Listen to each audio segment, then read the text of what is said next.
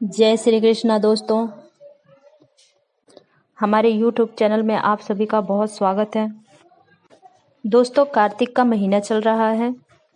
हिंदू धर्म को मानने वालों के लिए कार्तिक का महीना सबसे पावन और सबसे शुभ माना जाता है। इसी महीने में दीपावली का भी पर्व आता है। कार्तिक के महीने में देव उठनी एकादशी भी आती है, जिसमें भगवान विष्णु पूरे 4 महीने सोने के बाद जागृत होते हैं। भगवान उठते ही सबसे पहले तुलसी जी से विवाह करते हैं। भगवान विष्णु को तुलसी बेहद ही प्रिय है। बिना तुलसी के भगवान विष्णु की पूजा कभी भी पूरी नहीं होती है। कहते हैं कि तुलसी दल सिर्फ अर्पित करने से ही श्री हरि को प्रसन्न किया जा सकता है। जो लोग देव उठनी एकादशी के दिन तुलसी का विवाह संपन्न करवाते हैं, उनको सभी प्रकार के सुखों की प्राप्ति होती है।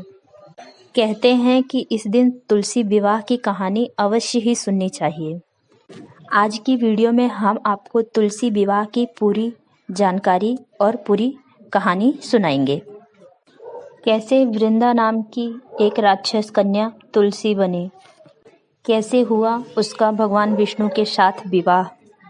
तो तुलसी विवाह की कथा शुरू होती है श्रावण मुनि की पुत्री तुलसी से। ये बहुत ही प्राचीन बात है। श्रावण मुनि की पुत्री तुलसी बहुत ही सुंदर थी। वो इतनी सुंदर थी कि धरती पर उस समय उतना सुंदर कोई भी नहीं था।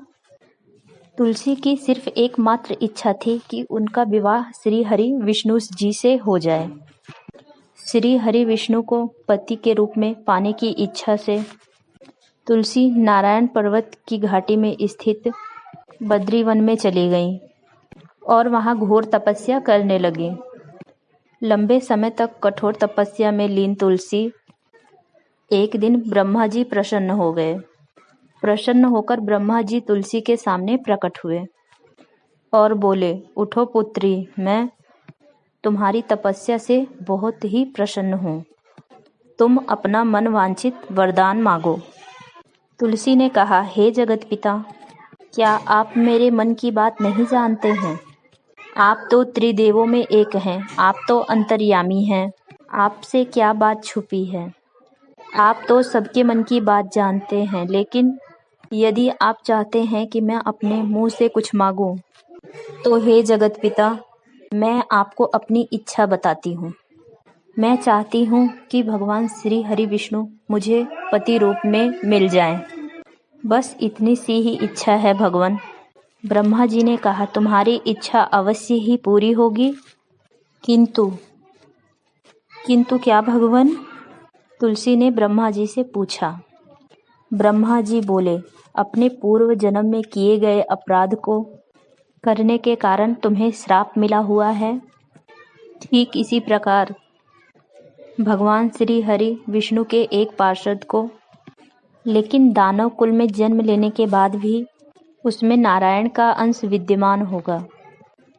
इसीलिए पूर्व जन्म के पापों के शमन के लिए संपूर्ण नारायण तो नहीं, लेकिन नारायण के रूप में जन्मे उस श्रापग्रस्त पार्षद से तुम्हारा विवाह होगा।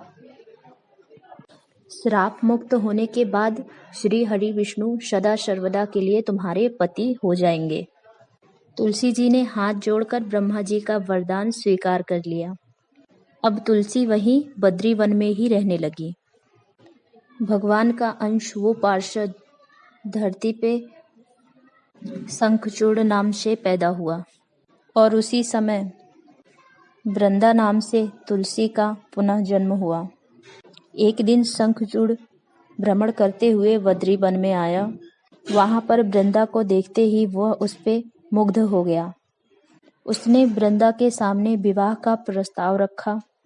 वृंदा कुछ असमंजस में थी। ब्रह्मा जी ने कहा था कि नारायण के अंश से विवाह होगा, मगर इतने में वो सोच ही रही थी कि तभी ब्रह्मा जी वहां पर आए। तुलसी, शंखचूड़ को देखो, और दानव कुल में जन्म लेने के बाद भी लगता है कि इनके शरीर पर श्री हरि विष्णु का अवतार है। तुम इनका प्रस्ताव सहर्ष स्वीकार कर लो।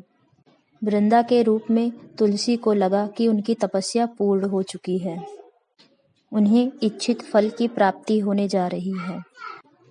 तो उसने शंखचूड़ का प्रस्ताव स्वीकार कर लिया और दोनों ने गंधर्व विवाह कर लिया। वृंदा शंखचूड़ के साथ उसके महल में पत्नी बनकर चली गई। अब शंखचूड़ ने अपने राज्य का विस्तार करना शुरू किया और धीरे धीरे शंखचूड़ ने देवलोक को भी अपने अधिकार में कर लिया और स्वर्ग में सुख करने वाले सभी देवताओं की दशा साधारण इंसानों जैसी हो गई। लेकिन शंखचूड़ किसी को भी कष्ट नहीं देता था, किसी पर भी अत्याचार नहीं करता था। लेकिन अपना राज्य स्वर्ग से छीन जाने के बाद सभी देवता बहुत ही दुखी थे।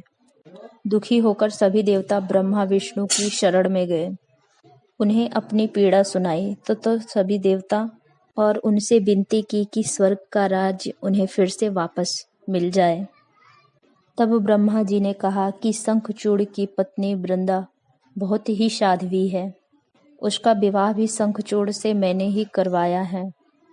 और सुनो देवगणों, शंखचूड़ को तब तक नहीं हराया या मारा जा सकता जब तक वृंदा की प्रतिव्रता कायम है। भगवान विष्णु ने कहा, शंखचूड़ पूर्व जन्म में मेरा ही पार्षद था और एक श्राप के कारण उसे दैत्य कुल में जन्म लेना पड़ा। इस जन्म में भी उसमें मेरा एक अंश शामिल है, इसीलिए वह अजेय है, उसे हराया नहीं जा सकता। इसके अलावा वृंदा के प्रति धर्म से वो और भी ज्यादा विजय हो चुका है। ब्रह्मा विष्णु और देवताओं ने आपस में कई योजनाएं बनाई, लेकिन कोई भी योजना काम नहीं आई। अंत में सभी महादेव भोलेनाथ से बोले, अब वो ही इस समस्या का समाधान करें। भोलेनाथ ने शंखचूड़ के पास संदेश भेजा, या तो वो देवताओं का राज्य लौटा दे या फिर महाकाल से युद्ध करने के लिए तैयार हो जाएं। तब शंखचूड़ भगवान भोले के पास जा पहुंचा। शंखचूड़ ने कहा, हे देवाधिदेव, आपके लिए देवताओं का पक्ष लेना बिल्कुल भी उचित नहीं है। अपने राज्य को बढ़ाना तो हर राजा का कर्तव्य होता है। तो मैंने क्या अनुचित किया है? मैंने किसी भी प्रकार से किसी को दुखी अथवा क्रोधित नहीं किया है। आप देवताओं से कहिए कि वो मेरे पास प्रजा के रूप में खुशी होकर रहे। और महादेव, मैंने सपने में भी आपका कभी भी कोई अपमान नहीं किया है, तो ऐसे में आपका और हमारा युद्ध शोभा नहीं देता। आप महाकाल हैं, देव के देव हैं। यदि किसी कारण से आप हार गए तो बहुत ही लज्जा की बात होगी, और यदि मैं हार गया तो आपकी कीर्ति बढ़ने वाली भी नहीं है, क्योंकि मुझ जैसे साधारण दानों को मारकर आपने कोई कीर्ति का काम नहीं किया है। शंखचूड़ की बात सुनकर भगवान शंकर जोर जोर से हंसने लगे। उन्हें तो सब बात पता थी, उन्हें सब कुछ मालूम था। तुलसी और शंखचूड़ के श्राप की अवधि भी पूरी होने वाली थी और उन्हें इस श्राप से मुक्त भी होना था। भोलेनाथ बोले कि इसमें कीर्ति और लज्जा की कोई बात नहीं है। तुम देवों का राज्य लौटाकर उन्हें उनके पद पर प्रतिष्ठित होने दो। बस युद्ध से बचने के लिए यही एकमात्र उपाय है। शंखचूड़ ने कहा, मैंने अपने युद्ध बल से देवलोक को जीता है, मैं देवलोक को ऐसे ही नहीं लौटा सकता। उसे यदि कोई प्राप्त करना चाहता है तो मुझसे युद्ध करे, तब मैं राज्य को वापस करूंगा। यही मेरा अंतिम उत्तर है। मेरा प्रणाम स्वीकार करें, मैं जा रहा हूँ। ऐसा कहकर शंखचूड़ वहां से चला गया। उसने सारी बात अपनी पत्नी वृंदा के सामने रखा और उसे बताया कि संभव है कि भगवान विष्णु देवताओं का पक्ष लेने के लिए मुझसे युद्ध करें, मगर तुम चिंता मत करना, तुम्हारा सतीत्व मेरी रक्षा करेगा। अगले ही दिन भगवान शंकर के नेतृत्व में देवताओं ने शंखचूड़ पर आक्रमण कर दिया। भयानक और भयंकर युद्ध शुरू हो गया। शंखचूड़ ने भी भीषण बाणों की वर्षा देवताओं पर कर दी। शंखचूड़ के बाणों के प्रहार से देवता डगमगाने लगे। शंखचूड़ ने अपनी आसुरी शक्तियों का भी प्रयोग शुरू कर दिया। मायावी युद्ध भी प्रारंभ कर दिया।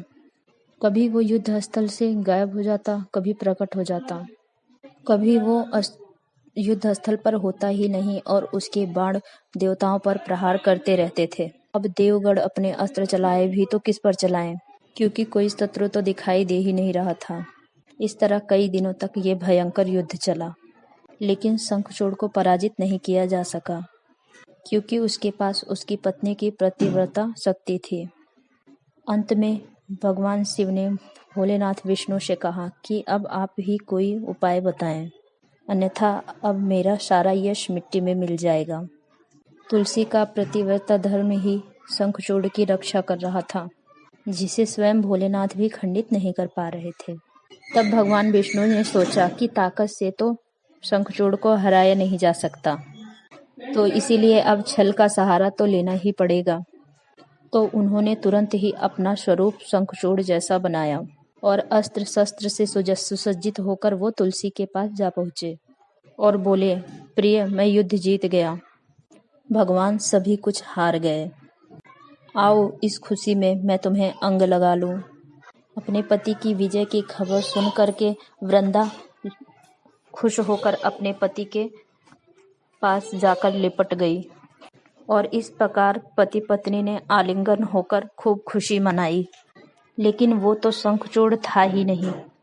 पराये पुरुष के साथ इस तरीके से आलिंगन होते ही तुलसी का पति धर्म नष्ट हो गया और जैसे ही तुलसी का सतीत्व भंग हुआ, वैसे ही शंखचूड़ शक्तिहीन हो गया। इस बात का पता चलते ही भगवान शंकर ने उसके ऊपर अपने त्रिशूल से प्रहार किया। भगवान भोले का त्रिशूल लगते ही शंखचूड़ भस्म हो गया। शंखचूड़ के मारे जाते ही भगवान विष्णु अपने असली स्वरूप में आ गए और जब तुलसी को पता चला कि स्वयं नारायण ने ही उसके साथ छल किया है, जिसे वो पति के रूप में पाना चाहती थी, उन्होंने उसके साथ माया रचकर ऐसा छल किया है, उसके पति को मारा है, तो क्रोध में आकर तुलसी ने श्री हरि विष्णु को श्राप दे डाला। सुनो नारायण, तुमने छल किया है, एक सती स्त्री का अस्तित्व भंग किया है। मैं तुम्हें श्राप देती हूँ, तुम हृदयहीन पत्थर हो जाओगे। भगवान विष्णु ने तुलसी के श्राप को सहर्ष ही स्वीकार किया। हे देवी, तुम्हारे और शंखचूड़ के उद्धार के लिए ही मुझे ऐसा करना पड़ा। तुम दोनों को श्राप मुक्त भी करना था। तुम भी अब शरीर त्याग कर तुलसी बिरवा के रूप में जन्म लोगी और मेरी पूजा तुलसी दल से ही होगी। तुम्हारे श्राप के कारण मैं शालिग्राम पत्थर बनूंगा। मेरे शीश पर तुम आदर से विराजमान होगी। और सुनो, तुम्हारे पति शंखचूड़ का बलिदान भी बेकार नहीं जाएगा। तुम्हारे पति की हड्डियों के चूड़ से ही शंख की उत्पत्ति होगी। उस शंख की ध्वनि से मेरी और देवताओं की आराधना होगी। जहाँ जहाँ पर शंख की ध्वनि होगी, वहाँ पे मैं स्वयं विराजमान रहूंगा। तुमने पूर्व जन्म में बद्री वन में मुझे पाने के लिए बहुत ही तपस्या की थी। अगले जन्म में मैं नारायण प्रशस्त के रूप में बद्री वन में जन्म लूंगा और मेरी पूजा अर्चना फल फूल से ना होकर तुम्हारे तुलसी दल से होगी। मेरे शीश पर विराजमान होकर तुम मुझसे भी ऊंचा पद प्राप्त करोगी। कलयुग में जो भी व्यक्ति मेरी और तुम्हारी शालिग्राम और तुलसी दल से कार्तिक पक्ष की शुक्ल एकादशी से धूमधाम से विवाह करवाएगा, उसे मोक्ष की प्राप्ति होगी। मैं स्वयं उसके घर में लक्ष्मी के साथ हमेशा विराजमान रहूंगा। यह मेरा वचन है, यह मेरा वरदान है तुम्हें। तुलसी से श्राप पाकर भी श्री हरि विष्णु ने तुलसी को वरदान दिया और फिर कार्तिक शुक्ल पक्ष की एकादशी के दिन तुलसी विवाह किए जाने की परंपरा शुरू हो गई। आज भी लोग तुलसी का विवाह धूमधाम से करते हैं। तो ये थी तुलसी विवाह की कहानी। अगर आपको यह कहानी पसंद आई हो तो वीडियो को लाइक करें, चैनल को सब्सक्राइब करें। धन्यवाद।